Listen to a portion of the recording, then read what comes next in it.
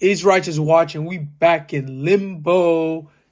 Have you ever been in a situation where you instantly regretted things that you've been driven by emotions for instead of using your logic to overcome the situation? We're going to be talking about how we crash out and how to prevent it. Crashing out is pretty much emotional driven responses that we end up regretting. And over time, these are things that you'd want to master to get to the next level of yourself and build yourself when you're into certain circumstances and situations where you want to be in a better position after the circumstance situation occurs.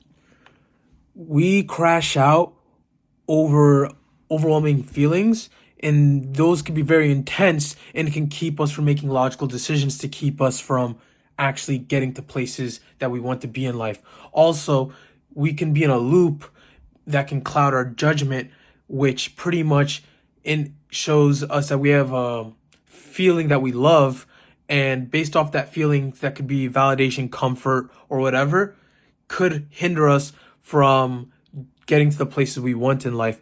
Pretty much when you have relationships that have strong emotional ties with, those end up shedding light on you, keeping you from making better judgment, and it could end up leading to you ignoring the logic that you've built that probably isn't the strongest, but it's not keeping you afloat. But to keep yourself afloat is to use that logic and ride the wave of those emotions, and so that it doesn't end up hindering your mindset or mentality. You want to build a temple, your mind and body, which what I'm trying to refer as a temple. And what it is that you need to recognize these patterns with logical meanings behind the circumstances and situations, so you have that higher thought that guides you through the wave that you're about to go through with the emotions that you're getting pulled into over time, right? And you could have that being built through reflection, going through realities of circumstances, situations, and how that affects you and where you want your destination to be in life. What I encourage for you to do to break these patterns and loops is to take time and reflect and observe what these circumstances, situations are, and why you're being attracted to them in general. So what I'm trying to bring to you is these patterns have to be fought with other patterns that you take your time with. And to take your time with these things doesn't mean it has to be a 1 night, 2 night, 3 night thing. It might take you a month, it might take you a year. Who knows what your journey is bringing to you. I highly recommend people to look at the patterns in their reality and what you go through throughout the day, and to build that higher thought based off the circumstances, situations that you're in, is to do things like journaling, clear out through meditation. Possibly, it doesn't have to be that. It could be a tool, it could be different type of tools, but in general, what you want to base it off, based off a root thing, to build a higher thought so these things don't crash you down on a wave and you drown on this emotion, is to find a way to properly put 1 and 1 and 2 and 2 together, right?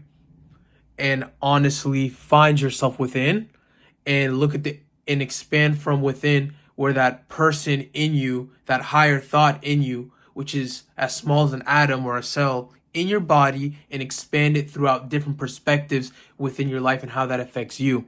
It could be done through many types of things. It could be through those thoughts that you get and you just want to really know, why the fuck am I getting that type of thought? Why the hell am I following through with this? And if it's not helping me and I don't really enjoy it, right? And that thing within you, that power of God within you, expand it within your mind, your body, your feelings, your day-to-day life, and that will carry on into multiple areas of your life. And that's where the self-improvement journey happens, when you build that higher thought, building your temple, building your mind and body, your body being the different emotions stored within your body that represent different types of energy signatures based off what you carry on within your life, right?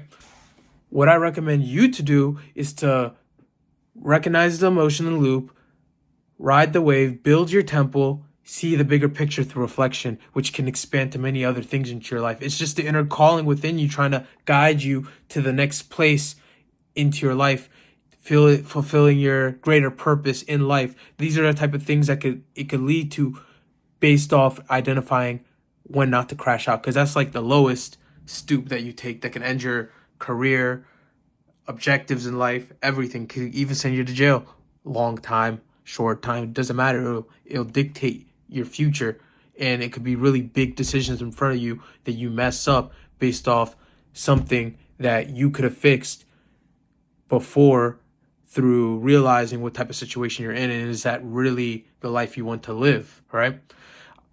Comment, subscribe, and share something that you were about to crash out on.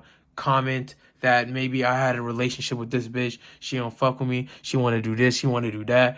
And I'm not feeling myself. I'm not working out anymore. Something like that, right? But like, comment, subscribe. We out of limbo.